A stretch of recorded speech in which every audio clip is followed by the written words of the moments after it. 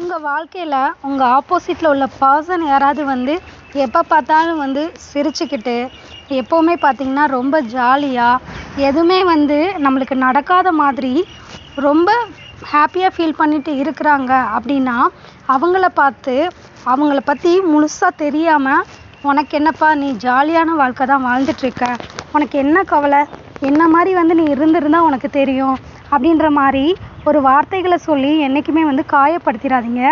ஏன்னா அப்படிப்பட்டவங்க மனசுக்குள்ள நிறைய பேர் கொடுத்துட்டு போன காயங்கள் வலிகள் இது எல்லாமே வந்து கலந்து கூட இருக்கலாம். அதை வெளிக்காட்டிக்காம தன்னோட கண்ணீர் எல்லாமே வடித்து முடித்து இனி இழக்கிறதுக்கு ஒன்றுமே இல்லை அப்படின்ற தருணத்தில் கூட அவங்க நின்றுட்டுருக்கலாம். அந்த டைமில் அவங்களோட வலிகளை மறக்க முடியாமல் கூட வெளியில் வந்து சும்மா சிரித்து நடிச்சிட்ருக்கலாம். அவங்களோட வலிகள் அப்படின்றது அந்த ஸ்டேஜில் இருக்கிறவங்களுக்கு மட்டும்தான் வந்து தெரியும். ஸோ நம்மளோட வார்த்தைக்குமே வந்து உயிர் இருக்குது அப்படின்றத மறந்துடாதீங்க. ஏன்னா நம்ம ஒருத்தங்களை பார்த்து கேட்கக்கூடிய கேள்வி ஒரு சில டயத்தில் தப்பாக கூட போகலாம், மற்றவங்கள கஷ்டம் கூட படுத்தலாம். ஸோ எந்த விதத்துலேயும் யார் மனசும் வந்து உடஞ்சிராத அளவுக்கு ஒருத்தங்க கிட்ட பேசுங்க. சிரிப்பு அப்படின்ற வார்த்தைக்கு பின்னாடி பார்த்திங்கன்னா ஒரு சில காரணங்கள் வந்து நிறைய பேர் லைஃப்பில் இருக்குது. அது பார்த்திங்கன்னா ஒவ்வொருத்தங்க ஒவ்வொரு மாதிரி ரியாக்ட் பண்ணுவாங்க. ஒரு சில பேர் பார்த்திங்கன்னா தன்னோட வலியை மறைக்கிறதுக்காக சிரிப்பாங்க. இன்னும் ஒரு சில பேர் பார்த்திங்கன்னா ஒரு நயவஞ்சக குணத்தோடு இருப்பாங்க, மற்றவங்கள சிரித்து ஏமாற்றுவாங்க. இன்னும் ஒரு சில பேர் இருக்காங்க அடுத்தவங்கள பார்த்து யகாத்தலாமாவை கூட சிரிப்பாங்க, நீலாம் ஒரு ஆளா அப்படின்ற மாதிரி. இன்னும் ஒரு சில பேரோட சிரிப்புக்கு பின்னாடி 1000 அர்த்தம் கூட கலந்திருக்கும் அப்படின்றது தான் இங்கே மறுக்க முடியாத உண்மையாக இருக்குது. ஸோ ஒருத்தங்க சிரிக்கிறதால அவங்களுக்கு எந்த பிரச்சனையும் இல்லைன்னு நம்ம முடிவு பண்ணிடக்கூடாது. அது பார்த்திங்கன்னா அவங்க கவலைகளை அவங்க மறைச்சிக்கிறதுக்காக கூட இருக்கலாம் அப்படின்றத புரிஞ்சு நடந்துக்கோங்க. நம்மளோட தேடல்கள் என்ன அப்படின்றத நம்ம தெளிவுபடுத்தாமல் விட்டுட்டோம் அப்படின்னா நம்மளோட பயணம் அப்படின்றது எப்போவுமே வந்து மிகப்பெரிய குழப்பத்தில் தான் இருக்கும். எல்லா மனுஷங்களுக்குமே இலக்கு அப்படின்ற ஒரு விஷயம் கண்டிப்பாக இருக்கணும். அப்போ தான் ஒவ்வொரு விஷயத்துலையும் நம்மளுக்குள்ளேயே வந்து போராட முடியும். ஒரு விஷயத்த போராடி நம்ம ஜெயிக்கவும் முடியும். ஒரு சில மனுஷங்களாம் பார்த்திங்கன்னா எப்போ பார்த்தாலும் தூங்கிக்கிட்டே இருப்பாங்க, அதிக டைம் வந்து தூங்குறதுக்காக ஒதுக்குவாங்க. ஸோ அப்படிப்பட்டவங்கள நம்ம என்றைக்குமே வந்து சோம்பேறின்னு நினச்சிடக்கூடாது.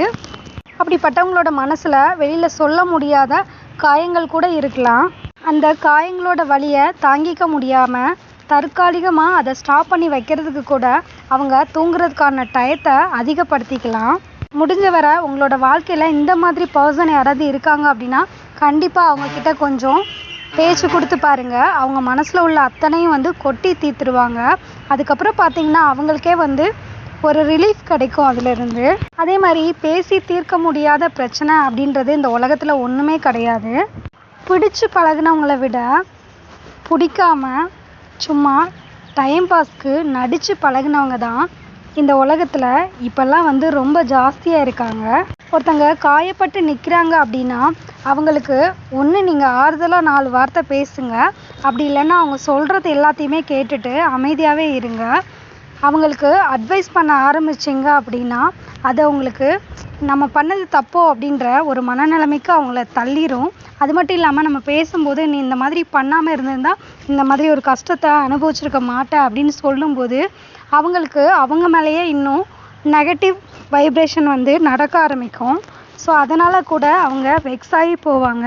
ஸோ யாரும் வெக்ஸ் ஆகுறதுக்கு நம்ம காரணமாகவும் இருந்துடக்கூடாது. கடைசி வரைக்கும் நம்ம கூட வருவாங்க அப்படின்னு நம்ம நினச்ச ஒரு சில உறவுகள் தான் நம்மளை காயப்படுத்திட்டு போயிருப்பாங்க. ஸோ அப்படி ஒருத்தவங்க உங்களை காயப்படுத்திட்டு போகிறாங்க அப்படின்னா அவங்கள நீங்களாக தேடி போகாதீங்க. நம்ம பெற்றோரை தவிர இந்த உலகத்தில் யாருமே பார்த்திங்கன்னா நம்மளை நிராகரிக்காமல் இருக்கவே மாட்டாங்க அப்படின்றது தான் இங்கே மறுக்க முடியாத உண்மையும் கூட. அதே மாதிரி முடிஞ்ச அளவுக்கு யாரையும் அவ்வளோ சீக்கிரத்தில் உங்கள் லைஃப்பில் தொலைச்சிடாதீங்க. ஒரு விஷயம் நீங்கள் தொலைக்கிறது ஈஸி, ஆனால் அது திரும்ப உங்களுக்கு கிடைக்கிறது மிகப்பெரிய கஷ்டம் அப்படின்றத புரிஞ்சுக்கோங்க.